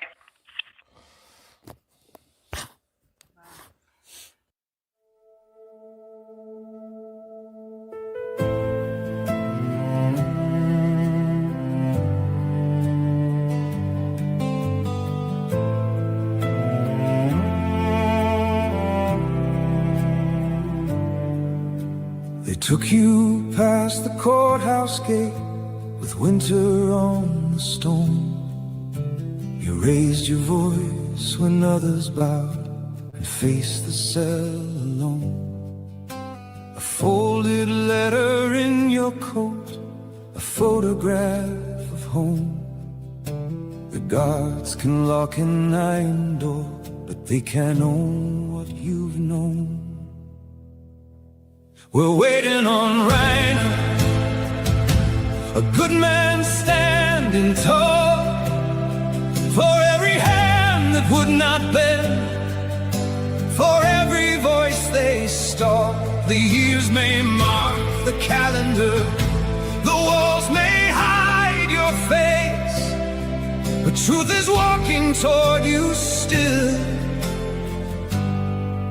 and freedom knows your name.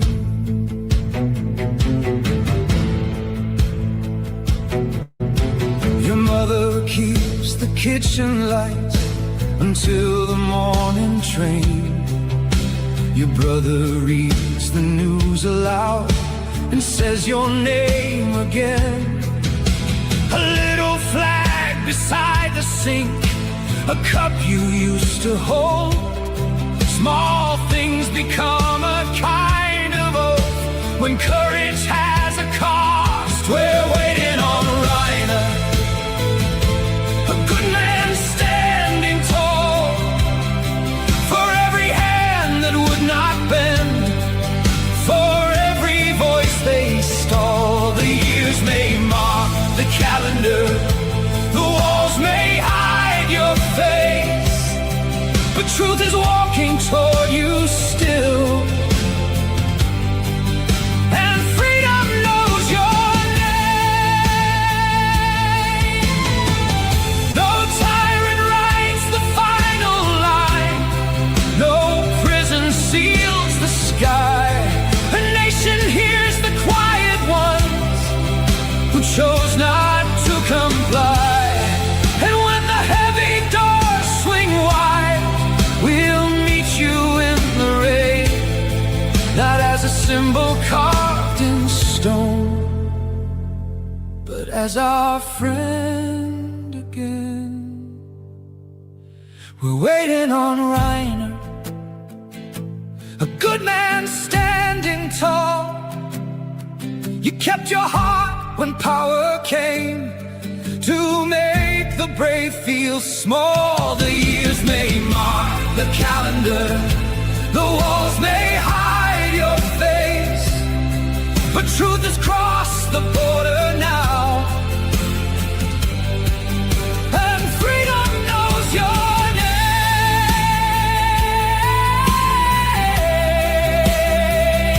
Keep the kitchen light on, keep one place beside the flame. We're waiting on Reiner, and freedom knows your name.